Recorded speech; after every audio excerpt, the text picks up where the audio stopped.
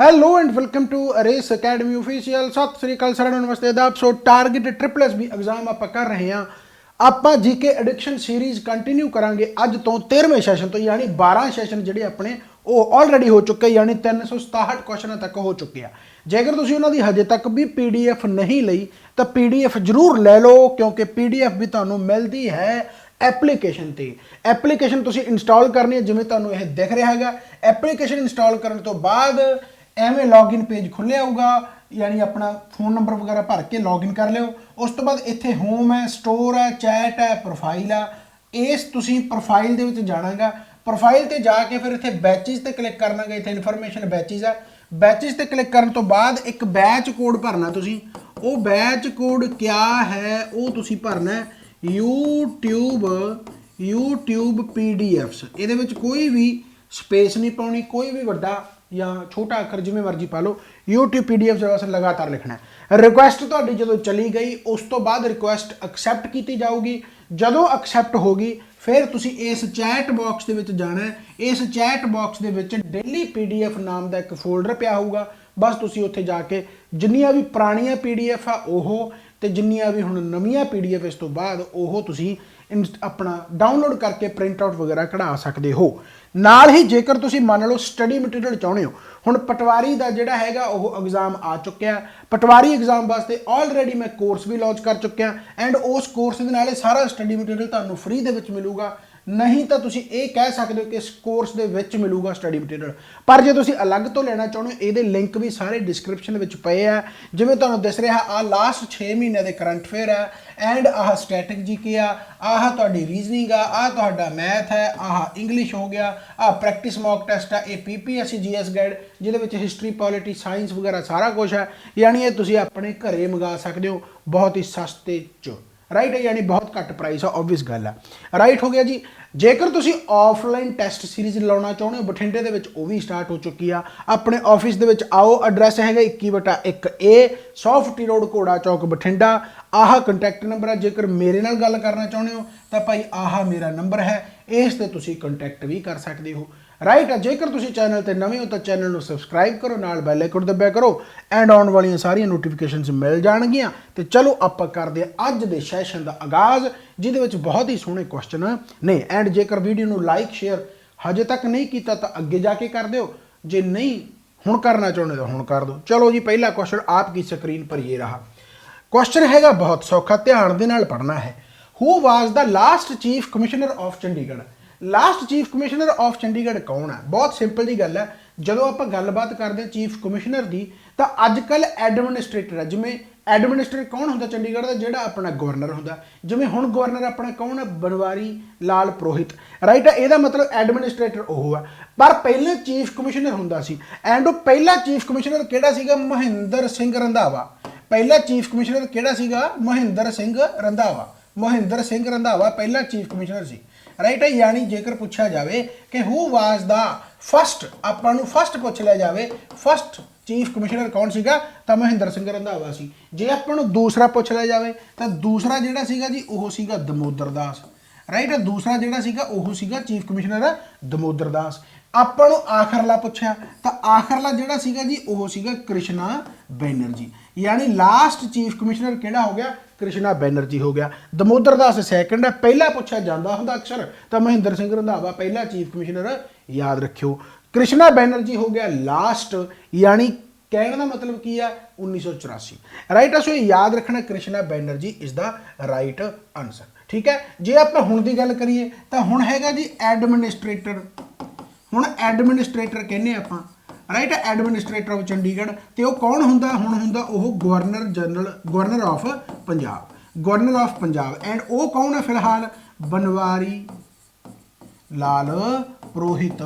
ये अपना गवर्नर है। सो ये जे गवर्नर है तो फिर यही अपना एडमिनिस्ट्रेटर हो गया। सो ये तुसी याद रखना है, मेरे हिसाब के नाल तुसी समझ गए होंगे। ठीक है जी। अगला कहता जी who was the governor of Punjab during the 16th century. During the 16th century. 16th century का मतलब की है कि 1500 तो लैके 1600 दे विच यानी 1599 तक। राइट है, यानी आ 16th सेंचुरी है। 16th सेंचुरी का मतलब 1500 तो स्टार्ट है, राइट है। हुण 1500 वेले कौन सीगा, ये क्वेश्चन बहुत बार पेपरों के आउंदा गा। पहली गल तो गवर्नर ऑफ पंजाब की जेकर आप गल करिए तो एक पासे आपां नूं लोधी वंश पढ़ना पैंदा, जिन्हों आप बहलोल लोधी कहने आ। बहलोल लोधी ने 1451 दे विच लोधी वंश की स्थापना की। बहलोल लोधी तो बाद आया जी गहां वाला जिहड़ा सीगा, जिहदा नाम सीगा सिकंदर लोधी, जिहदा नाम ओरिजिनल कहंदे आ उहनूं प्रिंस निज़ाम। उस मुंडे का नाम सीगा प्रिंस निज़ाम। सिकंदर लोधी के नाम नाल मशहूर होया, जिन्हें आगरा की एस्टैबलिशमेंट की, राइट हो गया। इस तो बाद आ गया जी तुहाडा इब्राहिम लोधी। इब्राहिम लोधी है जिहड़ा यह दिल्ली सल्तनत दे बहिंदा सिकंदर लोधी तो बाद, जिहड़ी पानीपत की तुसीं पहली लड़ाई भी पढ़दे हो 1526 इब्राहिम लोधी ते बाबर दी, राइट हो गया। अच्छा, एक पासे जदों बहलोल लोधी बैठा सी तो 1469 दे विच अपने सिखां दे पहले गुरु जिहड़े हैगे गुरु नानक देव जी का जन्म हुंदा गा। उस टाइम ते जिहड़ा पंजाब दा गवर्नर सी वो कौन सी, ततार खान। वो ततार खान नूं गवर्नर बनाउण वाला कौन सीगा, वो ततार खान नूं गवर्नर बनाउण वाला बहलोल लोधी सीगा। फिर ततार खान जिहड़ा बेसिकली उहदी सिकंदर लोधी नाल बाहली बनदी नहीं सी, इस करके सिकंदर लोधी ने ततार खान नूं ਚੱਕਤਾ यानी मारता।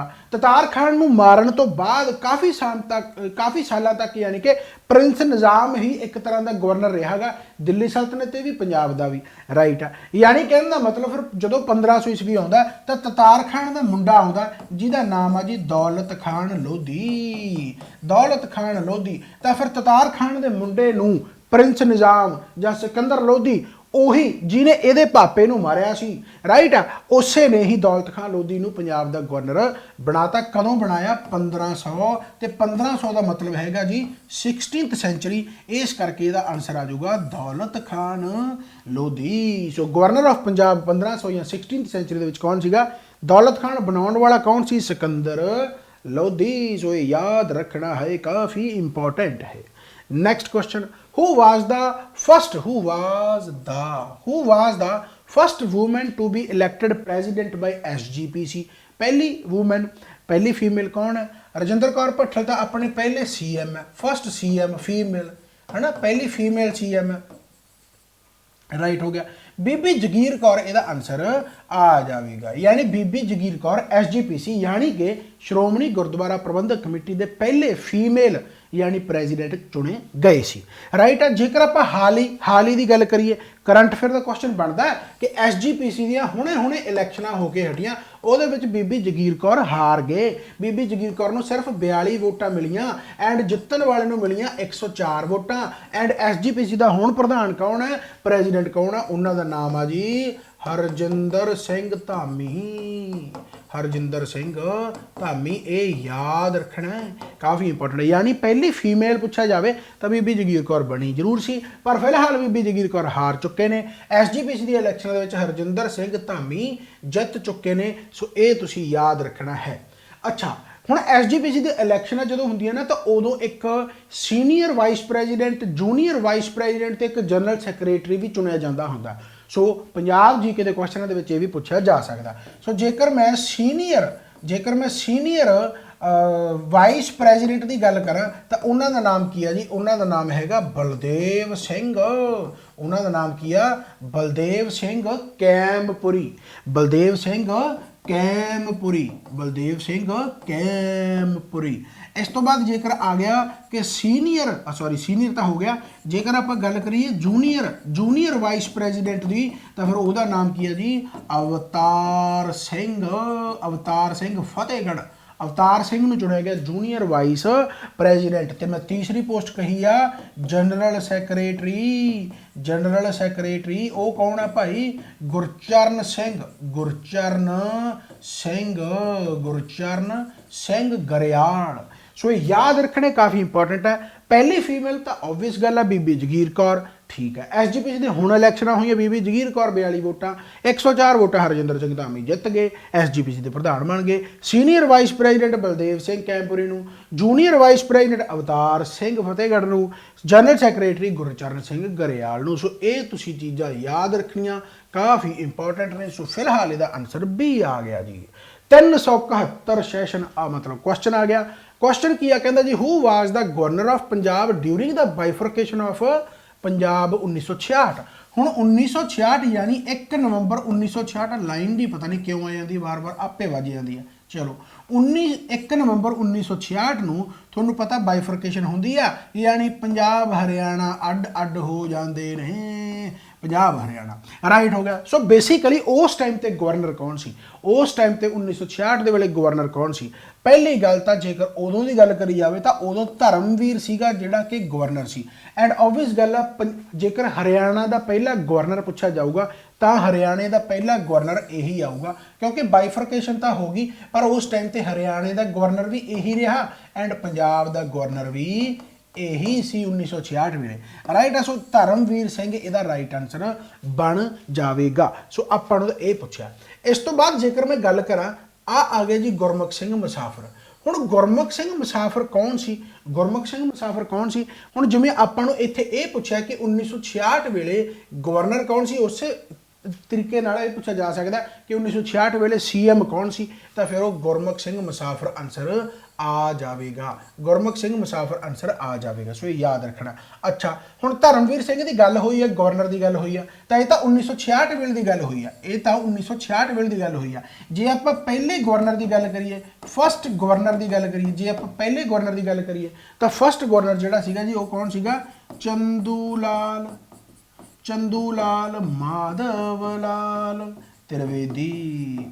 ਚੰਦੂ ਲਾਲ ਮਾਧਵ ਲਾਲ ਤ੍ਰਿਵੇਦੀ, ਇਹ ਤੁਸੀਂ ਯਾਦ ਰੱਖਣਾਗਾ। ਇੱਕ ਤੁਹਾਡੇ ਯਾਦ ਹੋਊਗਾ ਪਹਿਲਾਂ ਰਾਜ ਪ੍ਰਮੁੱਖ ਹੁੰਦਾ ਸੀ ਜਦੋਂ ਪੈਪਸੂ ਸੀ 1948 ਤੋਂ ਲੈ ਕੇ 1956, ਉਸ ਨੂੰ ਆਪਾਂ ਰਾਜ ਪ੍ਰਮੁੱਖ ਕਹਿੰਦੇ ਸੀ। ਤਾਂ ਉਹ ਰਾਜ ਪ੍ਰਮੁੱਖ ਕੌਣ ਸੀ, ਉਹ ਰਾਜ ਪ੍ਰਮੁੱਖ ਕੌਣ ਸੀ, ਉਹ ਰਾਜ ਪ੍ਰਮੁੱਖ ਸੀਗਾ ਜੀ, ਉਹਦਾ ਨਾਮ ਸੀਗਾ ਯਾਦਵਿੰਦਰਾ ਸਿੰਘ।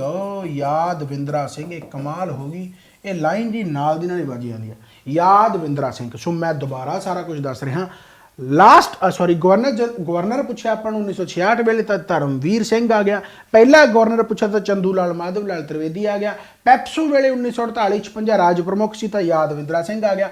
ਉਸ ਟਾਈਮ ਦੀਆਂ ਗੱਲਾਂ ਤੇ ਜੇਕਰ ਸੀਐਮ ਪੁੱਛ ਲਿਆ ਜਾਵੇ ਤਾਂ ਗੁਰਮੁਖ ਸਿੰਘ ਮੁਸਾਫਰ ਆ ਗਿਆ। ਸੋ ਇਹ ਸਾਰੀਆਂ ਚੀਜ਼ਾਂ ਭਾਈ ਤੁਸੀਂ ਯਾਦ ਰੱਖਣੀਆਂ ਨੇ। ਸੋ ਫਿਲਹਾਲ ਇਹਦਾ ਆਨਸਰ ਆ ਗਿਆ ਜੀ ਧਰਮਵੀਰ ਸਿੰਘ। ਅਗਲਾ question, who was the founder of, ठीक है ना, सारा कुछ मेरे हिसाब से समझ तो लग गया होगा। चलो, who was the founder of दल खालसा। दल खालसा के फाउंडर कौन सी। 1734 वेलिਆਂ ਦੀ ਗੱਲ ਹੈ। दल खालसा के फाउंडर ਉੱਭਰ ਕੇ ਆਉਂਦੇ ਆ ਜੀ ਨਵਾਬ ਕਪੂਰ ਸਿੰਘ।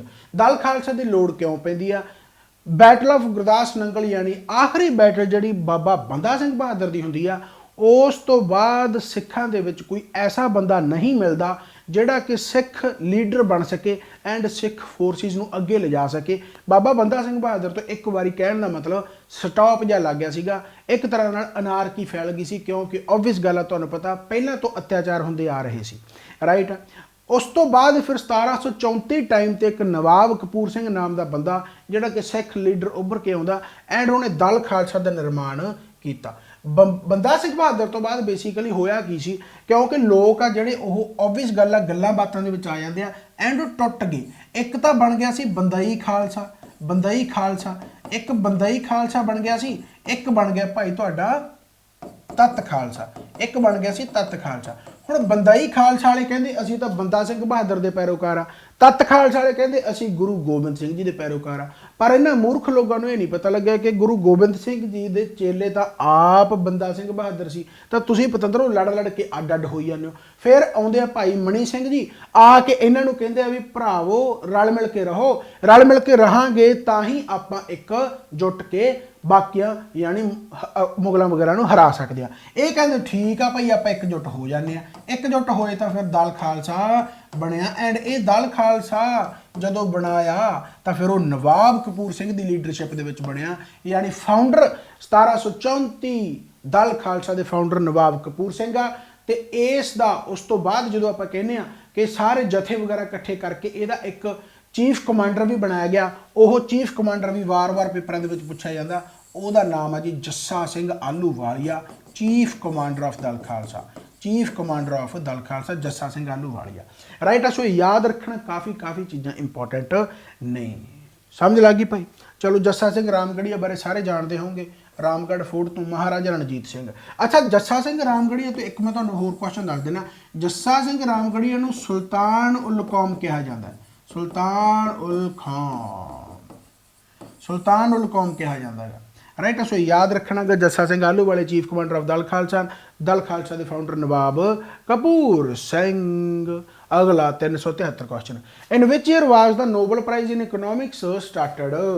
ਸੌਖਾ ਕੁਐਸਚਨ ਹੈ, ਇਕਨੋਮਿਕਸ ਦਾ ਨੋਬਲ ਪ੍ਰਾਈਜ਼ ਕਦੋਂ ਸਟਾਰਟ ਹੋਇਆ? ਹਾਲਾਂਕਿ ਪਹਿਲਾ ਪ੍ਰਾਈਜ਼ ਜਿਹੜਾ ਮਿਲਿਆਗਾ ਨੋਬਲ ਪ੍ਰਾਈਜ਼ ਇਕਨੋਮਿਕਸ ਦੇ ਵਿੱਚ ਉਹ 1969 ਦੇ ਵਿੱਚ ਦਿੱਤਾ ਗਿਆ। ਕਿਹਨੂੰ ਦਿੱਤਾ ਗਿਆ? ਉਹਦਾ ਨਾਮ ਆ ਜੀ ਰੈਂਗਰ ਫੋਰੈਸਟ। ਇਹ ਕੁਐਸਚਨ ਬਹੁਤ ਵਾਰ ਆਉਂਦਾ ਗਾ, ਬਹੁਤ ਵਾਰ ਆਉਂਦਾ ਗਾ, ਬਹੁਤ ਵਾਰ ਆਉਂਦਾ ਗਾ। ਕਿਉਂ ਆਉਂਦਾ? ਕਿਉਂਕਿ ਇਹ ਪਹਿਲਾ ਰੈਸੀਪੀਐਂਟ ਰੈਂਗਰ ਫੋਰੈਸਟ, ਰਾਈਟ, 1969 ਦੇ ਵਿੱਚ ਇਹਨੂੰ ਮਿਲਿਆ ਗਿਆ। ਇਹਦੇ ਨਾਲ ਹੀ ਇੱਕ ਬੰਦਾ ਹੋਰ ਸੀਗਾ ਜਿਹਦਾ ਨਾਮ ਸੀਗਾ ਜੀ Jain timber, sorry Jain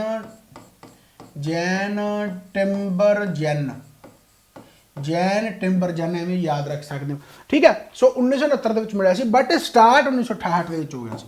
but price ਆ ਜਿਹੜਾ ਪਹਿਲੀ ਵਾਰ 1969 ਦੇ ਵਿੱਚ ਮਿਲਣ ਲੱਗਿਆ, ਕਿਉਂਕਿ 1969 ਵੈਸੇ ਵੀ ਆਪਸ਼ਨ ਦੇ ਵਿੱਚ ਹੈ ਨਹੀਂ, ਤਾਂ 1968 ਹੀ ਇਹਦਾ ਰਾਈਟ ਆਨਸਰ ਆਵੇਗਾ। ਠੀਕ ਹੋ ਗਿਆ ਭਾਈ, ਯਾਦ ਰੱਖਣਾ ਗਾ। ਠੀਕ 30 ਸਾਲਾਂ ਬਾਅਦ 1998 ਦੇ ਵਿੱਚ ਇੱਕ ਆਪਣੇ ਵਾਲੇ ਬੰਦੇ ਨੂੰ ਮਿਲਦਾ ਜਿਹੜਾ ਕਿ ਫਸਟ ਰੈਸੀਪੀਐਂਟ ਆਫ ਇਕਨੋਮਿਕਸ ਹੈ, ਫॉर ਇਕਨੋਮਿਕਸ ਹੈ, ਉਹਦਾ ਨਾਮ ਆ ਜੀ ਅਮਰਤਿਆ ਸੇਨ। ਸੋ ਯਾਦ ਰੱਖਣਾ 1998 ਦੇ ਵਿੱਚ ਇਹਨਾਂ ਨੂੰ ਮਿਲਦਾ ਗਾ ਜੀ ਇਕਨੋਮਿਕਸ ਵਾਸਤੇ ਨੋਬਲ ਪ੍ਰਾਈਜ਼। ਐਂਡ ਫਿਰ 1999 ਦੇ ਵਿੱਚ ਮਿਲਦਾ ਗਾ ਭਾਰਤ ਰਤਨ। ਇਹ ਵੀ ਪੁੱਛ ਲਿਆ ਜਾਂਦਾ ਹੈ, Bharat Ratna is the right answer 1999। So ਇਹ ਸਾਰਾ ਕੁਝ ਯਾਦ ਰੱਖਣਾ ਕਾਫੀ ਇੰਪੋਰਟੈਂਟ ਹੈ। ਨੈਕਸਟ ਕੁਐਸਚਨ ਆ ਗਿਆ ਜੀ, ਕਹਿੰਦਾ ਜੀ Hopman cup is related to which sport. ਇਹ ਹੋਪਮੈਨ ਕੱਪ ਖੇਡਿਆ ਜਾਂਦਾ ਵੈਸਟਰਨ ਆਸਟ੍ਰੇਲੀਆ ਦੇ ਵਿੱਚ, ਆਸਟ੍ਰੇਲੀਆ ਦੇ ਵਿੱਚ ਖੇਡਿਆ ਜਾਂਦਾ, ਬੇਸਿਕਲੀ ਐਂ ਕਹਿ ਸਕਦੇ ਹੋ, ਰਾਈਟ। ਐਂਡ ਇਹ ਖੇਡਿਆ ਜਾਂਦਾ ਭਾਈ ਟੈਨਿਸ ਵਾਸਤੇ, ਟੈਨਿਸ ਗੇਮ ਵਾਸਤੇ। ਸੋ ਯਾਦ ਰੱਖਣਾ, ਇਹ ਤਾਂ ਹੁਣ ਸਟੈਟਿਕ ਜੀਕੇ ਹੈ, ਇਸ ਨੂੰ ਵਾਰ-ਵਾਰ ਰਿਪੀਟ ਕਰੋਗੇ ਆਪਣੇ ਆਪ ਯਾਦ ਰਹਿ ਜਾਣਾ। ਹੋਪਮੈਨ ਟੈਨਿਸ ਕੱਪ, ਟੈਨਿਸ ਦੇ ਨਾਲ ਇੱਕ ਹੋਰ ਬਹੁਤ ਮਸ਼ਹੂਰ ਕੱਪ ਹੈ ਜਿਹਨੂੰ ਆਪਾਂ ਡੇਵਿਸ ਕੱਪ ਕਹਿ ਦਿੰਦੇ ਆ, ਰਾਈਟ। ਇਹ ਕੁਐਸਚਨ ਵੀ ਵਾਰ-ਵਾਰ ਪੁੱਛ ਰਹੇ ਜਾਂਦੇ ਆ।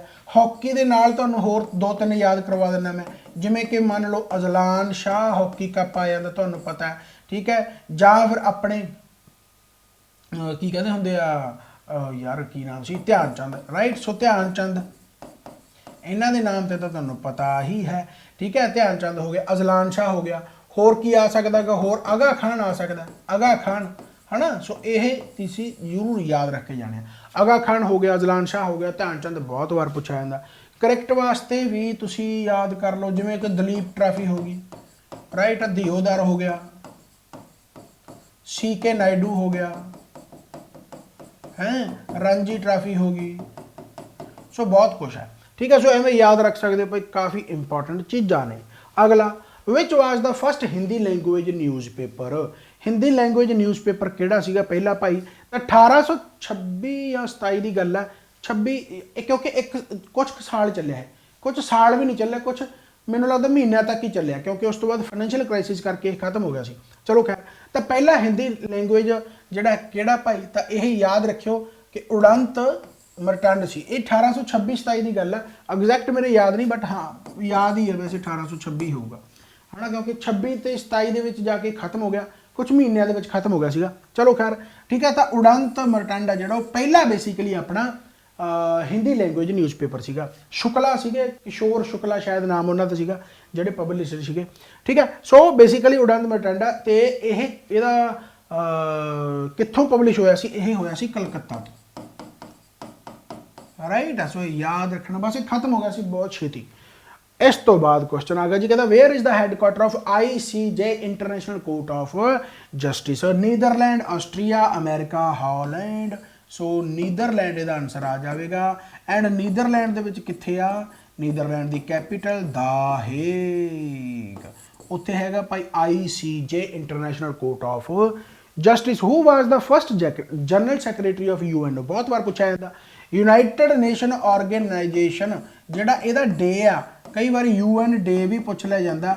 UN ਡੇ ਆ ਜਿਹੜਾ ਉਹ 24 ਅਕਤੂਬਰ ਹੁੰਦਾ ਭਾਈ, ਕਿਉਂਕਿ 1945 ਦੇ ਵਿੱਚ ਇਹ ਬਣੀ ਸੀ, ਰਾਈਟ। ਚਲੋ ਖੈਰ, ਤਾਂ ਆਪਾਂ ਗੱਲਬਾਤ ਕਰਦੇ ਹਾਂ ਫਸਟ ਜਨਰਲ ਸੈਕਟਰੀ ਦੀ। ਤਾਂ ਫਸਟ ਜਨਰਲ ਸੈਕਟਰੀ ਭਾਈ ਇਹਦਾ ਜਿਹੜਾ ਸੀਗਾ ਜੀ, ਉਹ ਸੀਗਾ ਟ੍ਰੈਗਵਲਾਈ। ਸੋ ਆਨਸਰ ਤਾਂ ਇਹੀ ਆ ਜਾਵੇਗਾ, ਟ੍ਰੈਗਿਵ ਲਾਈ first general secretary of UN। ਕੁਝ ਦਿਨ ਪਹਿਲਾਂ ਮੈਂ ਮੈਗਾ ਸੈਸ਼ਨ ਲਗਾਇਆ ਸੀ, ਉਹਦੇ ਵਿੱਚ ਕੁਐਸਚਨ ਆਇਆ ਸੀਗਾ ਕਿ first Asian general secretary of UN। ਤਾਂ ਫਸਟ ਏਸ਼ੀਅਨ ਫਿਰ ਕਿਹੜਾ ਆ ਜਾਊਗਾ? ਯੂਥੰਟ, ਯਾਨੀ ਇਹ ਆਨਸਰ ਆ ਜਾਊਗਾ ਜੇ ਫਸਟ ਏਸ਼ੀਅਨ ਪੁੱਛ ਲਿਆ ਜਾਵੇ, ਪਰ ਆਪਾਂ ਨੂੰ ਫਸਟ ਏਸ਼ੀਅਨ ਨਹੀਂ ਪੁੱਛਿਆ, ਸੋ ਆਨਸਰ ਇਹਦਾ ਇਹ ਆ ਜਾਊਗਾ। ਨਿੱਕੀਆਂ ਨਿੱਕੀਆਂ ਚੀਜ਼ਾਂ ਪੇਪਰ ਦੇ ਵਿੱਚ ਆ ਜਾਂਦੀਆਂ ਤੇ ਆਪਾਂ ਉਲਝ ਜਾਂਦੇ ਹਾਂ ਤੇ ਆਪਾਂ ਗਲਤ ਕਰ ਦਿੰਦੇ ਹਾਂ ਤੇ ਆਪਾਂ ਘਰੇ ਆ ਜਾਂਦੇ ਤੇ ਆਪਾਂ ਰੋਨੇ ਆ ਤੇ ਫਿਰ ਆਪਾਂ ਕਹਿੰਦੇ ਆ ਕਿ ਨੈਗੇਟਿਵ ਮਾਰਕਿੰਗ ਹੋ ਗਈ। ਸੋ ਇਹ ਨਹੀਂ ਹੋਣ ਦੇਣਾ, ਰਾਈਟ। ਸੋ ਇਹ ਧਿਆਨ ਦੇ ਨਾਲ ਪੜ੍ਹੋ। ਮੈਂ ਫਿਰ ਕਹਿੰਦਾ ਕਿ ਪਟਵਾਰੀ ਵਾਸਤੇ ਤਿਆਰੀ ਕਰਨੇ ਤੋਂ ਉਹਦਾ ਬਹੁਤ, ਹੁਣ ਇਸ ਤੋਂ ਘੱਟ ਤਾਂ ਕੀ ਹੋ ਸਕਦਾ, ਬਹੁਤ ਰੇਅਰ। ਤੁਸੀਂ ਐਂ ਕਹਿ ਸਕਦੇ ਹੋ ਵੀ ਮੇਰੇ ਹਿਸਾਬ ਦੇ ਨਾਲ ਐਸਾ ਸਟੂਡੈਂਟ ਹੋਊਗਾ ਜਿਹਨੂੰ ਉਸ ਬਾਰੇ ਸ਼ਾਇਦ ਮੇ ਵੀ ਨਾ ਪਤਾ ਹੋਵੇ, ਜੋ ਸਟੱਡੀ ਮਟੀਰੀਅਲ ਮੈਂ ਨਾਲ ਦੇ ਰਿਹਾ ਹਾਂ। ਮੈਗਜ਼ੀਨ ਤੁਹਾਡੇ ਹਰ ਮਹੀਨੇ ਘਰੇ ਆਉਣਗੇ, ਯਾਨੀ ਮੰਨ ਲਓ ਦਸੰਬਰ ਖਤਮ ਹੋ ਗਿਆ, ਦਸੰਬਰ ਦੇ ਮੈਗਜ਼ੀਨ ਤੁਹਾਡੇ ਘਰੇ ਆ ਗਏ, ਜਨਵਰੀ ਖਤਮ ਹੋ ਗਿਆ, ਜਨਵਰੀ ਦਾ ਮੈਗਜ਼ੀਨ ਆ ਗਿਆ, ਫਰਵਰੀ ਖਤਮ ਹੋ ਗਿਆ, ਫਰਵਰੀ ਦਾ ਮੈਗਜ਼ੀਨ ਆ ਗਿਆ, ਯਾਨੀ ਪੂਰੇ ਸਾਲ ਦੇ ਕਰੰਟ ਅਫੇਅਰ ਮਿਲਣਗੇ। ਲਾਸਟ 6 ਮਹੀਨਿਆਂ ਦੇ ਤਾਂ ਮਿਲਣੇ ਹੀ ਮਿਲਣੇ ਆ, ਐਂਡ ਅਗਲੇ 6 ਮਹੀਨਿਆਂ ਦੇ ਵੀ ਤੁਹਾਡੇ ਘਰੇ ਆਉਣਗੇ। ਸੋ ਸਟੱਡੀ ਮਟੀਰੀਅਲ ਦੇ ਨਾਲ ਪਟਵਾਰੀ ਵਾਲਾ ਕੋਰਸ ਲਓ, ਬਹੁਤ ਡਿਟੇਲ ਦੇ ਵਿੱਚ ਬਹੁਤ ਚੀਜ਼ਾਂ ਮਿਲਣਗੀਆਂ, ਐਸੀਆਂ ਚੀਜ਼ਾਂ ਮਿਲ ਜਾਣਗੀਆਂ। ਮੇਰਾ ਮਕਸਦ ਸਿਰਫ ਇੰਨਾ ਕਿ ਉਸ ਤੋਂ ਇਲਾਵਾ ਤੁਹਾਨੂੰ ਹੋਰ ਕਿਤੋਂ ਵੀ ਪੜ੍ਹਨ ਦੀ ਲੋੜ ਨਾ ਪਵੇ, ਪਰ ਫਿਰ ਵੀ ਮੈਂ ਬਟਨ ਦੇ ਵਿੱਚ ਲਾ ਦੂੰਗਾ ਉਹ ਪਟਵਾਰੀ ਵਾਲੀ ਜੋ ਮੈਂ ਸਮਝਾਇਆ ਸਾਰਾ ਉਹ ਲੈਕਚਰ, ਤੁਸੀਂ ਉਹ ਦੁਬਾਰਾ ਦੇਖ ਜ਼ਰੂਰ ਲਿਓ ਵੀ ਮੈਂ ਉਹਦੇ ਵਿੱਚ ਕੀ ਸਾਰਾ ਸਮਝਾਇਆ ਵੀ ਕਿਵੇਂ ਤੁਹਾਨੂੰ ਸਟੱਡੀ ਮਟੀਰੀਅਲ ਮਿਲੂਗਾ। Which gland of the human body is called master gland. Master gland ਕਿਹੜੀ ਗਲੈਂਡ ਨੂੰ ਕਿਹਾ ਜਾਂਦਾ? ਅਡਰਨਲ ਗਲੈਂਡ ਨੂੰ ਕਿਹਾ ਜਾਂਦਾ, ਥਾਇਰਾਇਡ ਗਲੈਂਡ ਨੂੰ ਕਿਹਾ ਜਾਂਦਾ, ਪੀਨੀਅਲ ਗਲੈਂਡ ਜਾਂ ਪਿਚੂਟਰੀ ਗਲੈਂਡ ਨੂੰ ਕਿਹਾ ਜਾਂਦਾ। ਸੋ ਪਿਚੂਟਰੀ ਗਲੈਂਡ ਨੂੰ ਕਿਹਾ ਜਾਂਦਾ ਕਿਉਂਕਿ ਬਹੁਤ ਸਾਰੇ ਆਰਗਨ ਇਹਦੇ ਤੇ ਲਾਈ ਕਰਦੇ ਆ, ਯਾਨੀ ਰਿਲਾਈ ਕਰਦੇ ਆ। ਓਬਵੀਅਸ ਗੱਲ ਹੈ, ਇਹਦੇ ਨਾਲ ਹੀ ਸਾਰਾ ਆਪਣਾ ਚੱਲਦਾ। ਸੋ ਇਸ ਕਰਕੇ ਕਹਿ ਸਕਦੇ ਹੋ ਕਿ ਇੱਕ ਤਰ੍ਹਾਂ ਦੀ ਮਾਸਟਰ ਗਲੈਂਡ ਪਿਚੂਟਰੀ ਗਲੈਂਡ ਹੈ। ਕਿੱਥੇ ਹੁੰਦੀ ਆ? ਬ੍ਰੇਨ ਦੇ ਵਿੱਚ। ਅਗਲਾ ਕੁਐਸਚਨ ਆ ਗਿਆ ਜੀ 379, ਹੂ ਵਾਸ ਦਾ ਫਸਟ CM ਆਫ ਹਰਿਆਣਾ। ਸੌਖਾ ਹੈ। ਹੁਣ ਹਰਿਆਣਾ ਤਾਂ ਓਬਵੀਅਸ ਗੱਲ 1 ਨਵੰਬਰ 1966 ਨੂੰ ਬਣੇਗਾ, ਐਂਡ ਜੇਕਰ ਤੁਹਾਡੇ ਤੋਂ ਪਹਿਲਾਂ ਗਵਰਨਰ ਪੁੱਛ ਲਿਆ ਜਾਵੇ ਤਾਂ ਹੁਣ ਤੁਸੀਂ ਨਹੀਂ ਭੁੱਲੋਗੇ, ਕਿਉਂਕਿ ਉਸ ਟਾਈਮ ਦੀਆਂ ਗੱਲਾਂ ਤੇ ਧਰਮਵੀਰ ਸਿੰਘ ਆ ਜਿਹੜਾ ਗਵਰਨਰ ਸੀ, ਐਂਡ ਉਹ ਹਰਿਆਣੇ ਦਾ ਪਹਿਲਾ ਗਵਰਨਰ ਬਣਿਆ ਜੇਕਰ ਪੁੱਛ ਲਿਆ ਜਾਵੇ, ਪਹਿਲਾ ਗਵਰਨਰ, ਰਾਈਟ ਆ। ਬਟ ਆਪਾਂ ਨੂੰ ਪਹਿਲੇ CM ਦੀ ਗੱਲ ਕੀਤੀ ਆ, ਤਾਂ ਹੁਣ ਆ ਤਾਂ ਦੇਖੋ ਗਵਰਨਰ ਜਾਣ ਕੇ ਪਾਇਆ ਹੋਇਆ, ਰਾਈਟ ਆ। ਤਾਂ BD ਦਿਆਲ ਸ਼ਰਮਾ ਆਨਸਰ ਆ ਜਾਊਗਾ, ਯਾਨੀ ਦਿਆਲ ਸ਼ਰਮਾ ਲਿਖਿਆ ਹੋਇਆ ਇੱਥੇ, ਰਾਈਟ ਆ। ਪੂਰਾ ਨਾਮ ਹੈਗਾ ਜੀ BD ਸ਼ਰਮਾ, ਭਗਤ ਦਿਆਲ ਸ਼ਰਮਾ। ਸੋ ਭਗਤ ਦਿਆਲ ਸ਼ਰਮਾ ਪਹਿਲੇ CM ਸੀਗੇ ਹਰਿਆਣਾ ਦੇ। What is the life span of RBC? ਸੋ ਹੁਣ ਤੁਹਾਨੂੰ ਪਤਾ ਹੈ ਕਿ ਇੱਕ ਹੁੰਦਾ ਜੀ ਆਪਣਾ RBC ਯਾਨੀ WBC ਹੁੰਦਾ ਦੂਸਰਾ, ਤੇ ਇੱਕ ਹੁੰਦੇ ਆਪਣੇ ਪਲੇਟਲੈਟਸ। RBC ਯਾਨੀ ਕਿ ਰੈੱਡ ਬਲੱਡ ਕੋਰਪਲਸ ਕਹਿ ਲਓ ਜਾਂ ਫਿਰ ਸੈੱਲ ਕਹਿ ਲਓ, ਵਾਈਟ ਬਲੱਡ ਸੈੱਲ ਜਾਂ ਫਿਰ ਪਲੇਟਲੈਟਸ, ਠੀਕ ਹੈ। ਸੋ ਇਹ ਯਾਦ ਰੱਖ ਲਓ। ਸੋ ਰੈੱਡ ਬਲੱਡ ਸੈੱਲ ਦਾ ਜਿਹੜਾ ਲਾਈਫ ਟਾਈਮ ਪੀਰੀਅਡ ਹੁੰਦਾਗਾ ਭਾਈ ਉਹ ਹੁੰਦਾਗਾ 121 ਦਿਨ ਕਹਿ ਲਓ ਹੁਣ ਆਪਸ਼ਨਾਂ ਦੇ ਮੁਤਾਬਕ, ਵੈਸੇ 110 ਤੋਂ ਲੈ ਕੇ 120 ਦਿਨਾਂ ਦਾ ਟਾਈਮ ਪੀਰੀਅਡ ਹੁੰਦਾਗਾ, ਠੀਕ ਹੈ। ਸੋ ਇਹ ਕਾਫੀ ਇੰਪੋਰਟੈਂਟ ਹੈ ਭਾਈ, ਯਾਦ ਰੱਖ ਲੈਣਾ ਹੈ। ਅਗਲਾ ਕੁਐਸਚਨ ਆ ਗਿਆ ਭਾਈ, ਅਗਲਾ ਕਹਿੰਦਾ ਜੀ ਵੈਨ ਅਲੈਗਜ਼ੈਂਡਰ ਅਟੈਕ ਇੰਡੀਆ, ਨਾਲ ਹੀ ਤੁਹਾਨੂੰ ਯਾਦ ਆ ਜਾਂਦਾ ਉਹ ਇੱਕ ਬੈਟਲ ਆਫ ਹੈਦਿਆਪਸ, ਰਾਈਟ, ਜਿਹੜੀ ਕਿ ਆਪਾਂ ਗੱਲਬਾਤ ਕਰਦੇ ਆ ਕਿਹਦੀ ਭਲਾ? ਪੋਰਸ ਦੀ ਗੱਲ ਕਰਦੇ ਹਨਾ, ਜੇਲਮ ਦੇ ਉਹਦੇ ਕੰਢੇ ਜਿਹੜੀ ਲੜਾਈ ਵਗੈਰਾ ਸੀਗੀ। ਚਲੋ ਖੈਰ, ਤਾਂ ਅਟੈਕ ਇੰਡੀਆ ਤੇ ਕਦੋਂ ਕਰਦਾਗਾ? ਇਹ ਕੁਐਸਚਨ ਸੌਖਾ ਤੇ ਵਾਰ-ਵਾਰ ਰਿਪੀਟ ਹੁੰਦਾ। 326 BC ਇਹਦਾ ਰਾਈਟ ਆਨਸਰ ਬਣ ਜਾਵੇਗਾ ਮੇਰੇ ਹਿਸਾਬ ਦੇ ਨਾਲ। ਬਹੁਤਾ ਜਾਣਨ ਨੂੰ ਇਹ ਕੁਐਸਚਨ ਤਾਂ ਆਉਂਦਾ ਹੀ ਹੋਣਾ ਹੈ। ਅਗਲਾ ਕੁਐਸਚਨ ਕਹਿੰਦਾ ਜੀ ਇੰਟਰਨੈਸ਼ਨਲ ਹਿਊਮਨ ਰਾਈਟਸ ਸੈਲੀਬ੍ਰੇਟਡ, ਫਿਰ ਸਟੈਟਿਕ ਪੋਰਸ਼ਨ ਆ ਗਿਆ। ਮੈਂ ਫਿਰ ਕਿਹਾ ਕਿ ਕੁਛ ਨਾ ਕੁਛ ਇਨਫੋਰਮੇਸ਼ਨ ਤੁਹਾਨੂੰ ਹਿਸਟਰੀ ਪੋਲਿਟੀ ਜ਼ਰੂਰ ਸਿਖਾ ਕੇ ਜਾਂਦੀ ਹੈ, ਪਰ ਸਟੈਟਿਕ ਪੋਰਸ਼ਨ ਨੂੰ ਯਾਦ ਰੱਖਣ ਦਾ ਤਰੀਕਾ ਸਿਰਫ ਇੱਕੋ ਇੱਕ ਆ। ਜਿਵੇਂ ਤੁਹਾਡੇ ਕਾਲਜ ਦੇ ਵਿੱਚ ਸਟੂਡੈਂਟ ਪੜ੍ਹਦੇ ਹੋਣਗੇ, ਤੁਹਾਡੇ ਦੋਸਤ ਮਿੱਤਰ ਸਕੂਲ ਦੇ ਵਿੱਚ ਪੜ੍ਹਦੇ ਹੋਣਗੇ, ਬਹੁਤ ਸਟੂਡੈਂਟ ਬਹੁਤ ਜਿਹੜੇ ਯਾਰ ਮਿੱਤਰ ਐਸੇ ਜਾਣਦੇ ਹੋਣਗੇ, ਤੁਹਾਨੂੰ ਬਹੁਤ ਜਣਿਆਂ ਦੇ ਨਾਮ ਯਾਦ ਹੋਣਗੇ। ਤੁਸੀਂ ਕਦੇ ਵੀ ਕਿਸੇ ਕਾਪੀ ਤੇ ਉਹਨਾਂ ਦੇ ਨਾਮ ਨਹੀਂ ਲਿਖੇ ਕਿ ਮੈਂ ਇਹਨਾਂ ਦੇ ਨਾਮ ਯਾਦ ਕਰਨੇ ਆ। ਕਿਉਂਕਿ ਉਹਨਾਂ ਨੂੰ ਆਪਾਂ ਹਰ ਰੋਜ਼ ਮਿਲਦੇ ਸੀ, ਯਾਨੀ ਉਹਨਾਂ ਨੂੰ ਆਪਾਂ ਮਿਲਦੇ ਰਹਿੰਦੇ ਸੀ ਕਿਸੇ ਨਾ ਕਿਸੇ ਤਰੀਕੇ ਦੇ ਨਾਲ। ਜਦੋਂ ਮਿਲਦੇ ਸੀ ਤਾਂ ਆਪਣੇ ਉਹ ਨਾਮ ਯਾਦ ਰਹਿੰਦੇ ਸੀ, ਤੇ ਜਦੋਂ ਯਾਦ ਰਹਿੰਦੇ ਸੀ, ਜਿਵੇਂ ਹੁਣ ਮੇਰਾ ਨਾਮ ਹੈ ਫਨਕਾਰ, ਤਾਂ ਕਾਫੀ ਜਣਿਆਂ ਨੂੰ ਪਤਾ ਹੋਊਗਾ। ਜਿਨ੍ਹਾਂ ਨੂੰ ਨਹੀਂ ਪਤਾ ਇਹਦਾ ਮਤਲਬ ਉਹ ਜਾਂ ਤਾਂ ਧਿਆਨ ਨਾਲ ਨਹੀਂ ਸੁਣ ਰਹੇ, ਤੇ ਜਾਂ ਫਿਰ ਉਹ ਰੈਗੂਲਰ ਮੈਨੂੰ ਨਹੀਂ ਦੇਖਦੇ, ਜਾਂ ਉਹਨਾਂ ਨੇ ਮੇਰਾ ਕਦੇ ਨਾਮ ਪਹਿਲਾਂ ਸੁਣਿਆ ਹੀ ਨਹੀਂ। ਯਾਨੀ ਜਦੋਂ ਆਪਾਂ ਕਿਸੇ ਨੂੰ ਵੀ ਰੈਗੂਲਰ ਦੇਖਦੇ ਹਾਂ, ਵਾਰ-ਵਾਰ ਉਹਨੂੰ ਮਿਲਣ ਜਾਂਦੇ ਹਾਂ, ਉਹਨਾਂ ਚੀਜ਼ਾਂ ਨੂੰ ਯਾਦ ਰੱਖਣ ਦੀ ਲੋੜ ਨਹੀਂ ਪੈਂਦੀ। ਫਿਰ ਇੰਦਰਜੀਤ ਨਿੱਕੂ ਦਾ ਗਾਣਾ ਯਾਦ ਆਉਂਦਾ, ਤੈਨੂੰ ਯਾਦ ਤਾਂ ਕਰਾਂ ਜੇ ਕਦੀ ਭੁੱਲਿਆ ਹੋਵਾਂ, ਰਾਈਟ। ਯਾਨੀ ਕਹਿਣ ਦਾ ਮਤਲਬ ਤੁਸੀਂ ਵਾਰ-ਵਾਰ ਜਾ ਕੇ ਮਿਲੋ। ਸਟੈਟਿਕ ਜੀਕੇ ਦਾ ਮਤਲਬ ਇਹ ਆ ਕਿ ਤੁਸੀਂ ਉਸ ਨੂੰ ਕਿੰਨੇ ਵਾਰੀ ਮਿਲੇ ਹੋ, ਉਹ ਜਿੰਨੇ ਵਾਰੀ ਮਿਲੇ ਹੋਣਗੇ ਉਨਾ ਪੱਕਾ ਤੁਹਾਡੇ ਯਾਦ ਹੋਣਾ ਹੈ। ਸੋ ਵਾਰ-ਵਾਰ ਮਿਲੋ, ਵਾਰ-ਵਾਰ ਮਿਲੋ, ਇੰਨੇ ਵਾਰ ਮਿਲੋ ਜਦੋਂ ਤੱਕ ਪੇਪਰ ਕਲੀਅਰ ਨਹੀਂ ਹੁੰਦਾ। ਇੱਕ ਦਿਨ ਹਰ ਰੋਜ਼ ਮਿਲਣਾ, ਹਰ ਰੋਜ਼ ਮਿਲ ਲਓ, ਉਹ ਫਿਰ ਰਿਲੇਸ਼ਨ ਤੇ ਡਿਪੈਂਡ ਕਰਦਾ ਵੀ ਤੁਹਾਡਾ ਕਿਹੜੇ ਬੰਦੇ ਨਾਲ ਕਿਹੋ ਜਿਹਾ ਰਿਲੇਸ਼ਨ ਆ, ਤੁਸੀਂ ਉਹਨਾਂ ਨੂੰ ਕਿਵੇਂ ਮਿਲਣਾ। ਹਰ ਰੋਜ਼ ਮਿਲਣ ਵਾਲੇ ਵੀ ਕਈ ਬੰਦੇ ਹੁੰਦੇ ਆ ਜਾਂ ਕਈ ਹੁੰਦੀਆਂ ਹੋਣਗੀਆਂ, ਜਿਵੇਂ ਵੀ ਕਹਿ ਲਓ, ਰਾਈਟ ਆ। ਜਾਂ ਫਿਰ ਕਹਿ ਲਓ ਭਾਈ ਹਫ਼ਤੇ ਬਾਅਦ ਵੀ ਕੋਈ ਮਿਲ ਲੈਂਦਾ, ਮਹੀਨੇ ਬਾਅਦ ਵੀ ਕੋਈ ਮਿਲ ਲੈਂਦਾ। ਲੌਂਗ ਡਿਸਟੈਂਸ ਰਿਲੇਸ਼ਨਸ਼ਿਪ ਵੀ ਹੁੰਦੇ ਆ, ਪਰ ਉਹ ਜ਼ਿਆਦਾਤਰ ਤੁਹਾਨੂੰ ਪਤਾ ਨਹੀਂ ਚੱਲਦੇ। ਇਸ ਕਰਕੇ ਥੋੜ੍ਹਾ ਜਿਹਾ 4-5 ਦਿਨ ਜਾਂ ਹਫ਼ਤੇ ਬਾਅਦ ਤਾਂ ਮਿਲ ਹੀ ਲਿਆ ਕਰੋ ਭਾਈ, ਠੀਕ ਹੈ। ਚਲੋ ਖੈਰ, ਇਹ ਗੱਲਾਂ ਬਾਤਾਂ ਸਮਝਾਉਣ ਵਾਲੇ ਹੁੰਦੀਆਂ। ਸਾਰੀ ਲਾਈਫ ਪ੍ਰੈਕਟੀਕਲ ਹੈ, ਸਾਰੀ ਲਾਈਫ ਪ੍ਰੈਕਟੀਕਲ ਹੈ। ਤੁਸੀਂ ਆਪਣੀ ਜ਼ਿੰਦਗੀ ਜੇਕਰ ਸਹੀ ਤਰੀਕੇ ਦੇ ਨਾਲ ਜਾ ਰਹੇ ਹੋ ਤਾਂ ਪੇਪਰ ਦੇ ਵਿੱਚ ਵੀ ਉਵੇਂ ਹੀ ਕਰੋਗੇ। ਨੇਚਰ ਆ ਜਿਹੜੀ ਨਾ, ਇਹ ਬੜੀ ਐਸੀ ਚੀਜ਼ ਆ ਵੀ ਤੁਹਾਨੂੰ ਐਂ ਕਹਿ ਲਓ ਵੀ ਜੇ ਮੰਨ ਲਓ ਕੋਈ ਬੰਦਾ ਖੇਤੀ ਕਰ ਰਿਹਾ ਹੈਗਾ ਤਾਂ ਉਹ ਖੇਤੀ ਜਿਸ ਤਰੀਕੇ ਨਾਲ ਕਰ ਰਿਹਾ ਤੁਸੀਂ ਉਸ ਤਰੀਕੇ ਨੂੰ ਦੇਖ ਕੇ ਦੱਸ ਸਕਦੇ ਹੋ ਕਿ ਇਸ ਬੰਦੇ ਦਾ ਦਿਮਾਗ ਜਾਂ ਇਸ ਬੰਦੇ ਦਾ ਕੀ ਹੈ। ਯਾਨੀ ਇਹ ਪੇਪਰ ਕਲੀਅਰ ਵੀ ਕਰ ਸਕਦਾ, ਸੱਚੀ ਗੱਲ ਹੈ ਇਹ। ਜੇ ਕੋਈ ਬੰਦਾ ਮੰਨ ਲਓ ਜਿਸ ਤਰੀਕੇ ਦੀ ਸੋਚ ਆ ਉਹ ਕਿਤੇ ਵੀ ਅਪਲਾਈ ਹੋ ਸਕਦੀ ਹੈ। ਉਹ ਜ਼ਰੂਰੀ ਨਹੀਂ ਕਿ ਆਪਾਂ ਸਰਕਾਰੀ ਨੌਕਰੀ ਤਿਆਰੀ ਕਰੇ ਨੇ ਤਾਂ ਖੇਤੀ ਵਾਲਾ ਬੰਦਾ ਮੂਰਖ ਹੋਊਗਾ, ਐਵੇਂ ਕਦੇ ਪੋਸੀਬਲ ਨਹੀਂ। ਉਹਦੀ ਟੈਕਨੀਕ ਐਸੀ ਆ ਕਿ ਤੁਸੀਂ ਉਹ ਕੰਮ ਕਰ ਨਹੀਂ ਸਕਦੇ ਜਿਹੜਾ ਉਹ ਕੰਮ ਕਰ ਰਿਹਾ ਹੈਗਾ, ਰਾਈਟ। ਸੋ ਜਿਹੜੀ ਮਰਜ਼ੀ ਟੈਕਨੀਕ ਤੁਸੀਂ ਯੂਜ਼ ਕਰ ਲਓ, ਬਸ ਲੌਜੀਕਲ ਜੇਕਰ ਆਪਦੇ ਨਾਲ ਰਹੋਗੇ ਤਾਂ ਫਿਰ ਜਿਹੜਾ ਮਰਜ਼ੀ ਕੰਮ ਕਰ ਲਓ, ਚਾਹੇ ਪੜ੍ਹਾਉਣ ਵਾਲਾ ਕਰ ਲਓ, ਚਾਹੇ ਪੜ੍ਹਨ ਵਾਲਾ ਕਰ ਲਓ, ਚਾਹੇ ਖੇਤੀ ਕਰ ਲਓ, ਚਾਹੇ ਬਿਜ਼ਨਸ ਕਰ ਲਓ, ਚਾਹੇ ਕੁਛ ਕਰ ਲਓ, ਚਾਹੇ ਦੁਕਾਨਦਾਰੀ ਕਰ ਲਓ, ਕੋਈ ਵੀ ਚੀਜ਼ ਕਰ ਲਓ, ਪੇਪਰ ਤੁਹਾਡਾ ਕਲੀਅਰ ਹੋ ਜਾਣਾ। ਯਾਨੀ ਉਹ ਜਿਹਾ ਦਿਮਾਗ ਹੋਣਾ ਚਾਹੀਦਾ, ਯਾਨੀ ਉਹ ਫੀਲਡ ਦੇ ਵਿੱਚ ਤੁਸੀਂ ਕਾਮਯਾਬ ਜ਼ਰੂਰ ਹੋ ਜਾਓਗੇ। ਮੈਂ ਪਤਾ ਨਹੀਂ ਕਿਹੜੀਆਂ ਗੱਲਾਂ 'ਚ ਪੈ ਗਿਆ। ਇੰਟਰਨੈਸ਼ਨਲ ਹਿਊਮਨ ਰਾਈਟਸ ਸੈਲੀਬ੍ਰੇਟਡ, ਇਹਦਾ ਆਨਸਰ ਆ ਜਾਊਗਾ ਜੀ 10 ਦਸੰਬਰ। ਸੋ 10 ਦਸੰਬਰ ਇਹਦਾ ਰਾਈਟ ਆਨਸਰ ਬਣ ਗਿਆ। ਸੋ ਯਾਦ ਰੱਖਣਾ, ਕੁਐਸਚਨ ਸੌਖਾ ਹੈ, ਕਿਆ ਬਾਤ ਹੈ। ਆਖਰੀ ਕੁਐਸਚਨ ਸੀਗਾ, ਇਸ ਕਰਕੇ ਮੈਨੂੰ ਲੱਗਦਾ ਕਿ ਮੇਰਾ ਭਾਸ਼ਣ ਮੂੰਹ ਚੋਂ ਨਿਕਲ ਗਿਆ। ਕੋਈ ਚੱਕਰ ਨਹੀਂ, ਕਈ ਚੀਜ਼ਾਂ ਐਸੀਆਂ ਹੁੰਦੀਆਂ ਜਿਹੜੀਆਂ ਸਮਝਾਈਆਂ ਜਾਂਦੀਆਂ।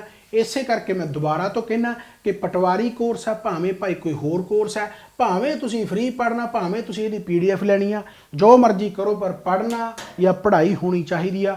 Thank you very much. Baba Nanak ਮਿਹਰ ਕਰੇ, ਬਾਬਾ ਨਾਨਕ ਮਿਹਰ ਕਰੇ। ਚੜ੍ਹਦੀ ਕਲਾ ਚੋਂ ਇਸ ਤਰੀਕੇ ਨਾਲ ਪੜ੍ਹਦੇ ਰਹੋ ਤੇ ਆਪਾਂ ਹੋਰ ਨਵੀਆਂ ਵੀਡੀਓਜ਼ ਨਾਲ ਮਿਲਦੇ ਰਹਾਂਗੇ।